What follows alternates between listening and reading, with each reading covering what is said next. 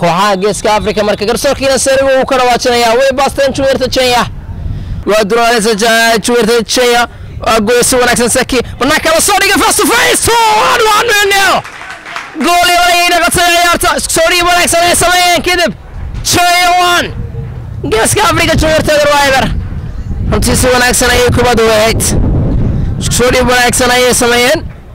shabaqada ayayna gaareen kubadaas goal iyo Juweerta kooxda Kenya ayaa hoggaanka ciyaarta qabteen runtii kasoo pass wanaagsan ay dhaliyeen geeskalaadkiisa wanaagsan ayaa loo soo turtalis isayid runtii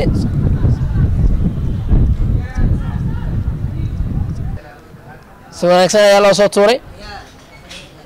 isla boolelexo si wanaagsan ayuu soo tuuray halis soo tuuray gobada Berta ay ku dhacday runtii soo dhig kubada halis Juweerta gool Kenya badbaado wanaagsan ee soo shabaqada markan laba gool iyo riixaas naqatay Juweerta kooxda Kenya Juweerta kooxda geeska Afrika leo kasoo daafacay gool ay hadda sawir ka magatay isku day wanaagsan ay sameeyeen pass wanaagsan ay imaaday goolka labaad ay dhaliyeen oo dayay gool ay daafaca balse shabaqada ay aadey laba iyo riixaas maraysa artama sidoo tobanka taale inkastoo loola ku waa mid adag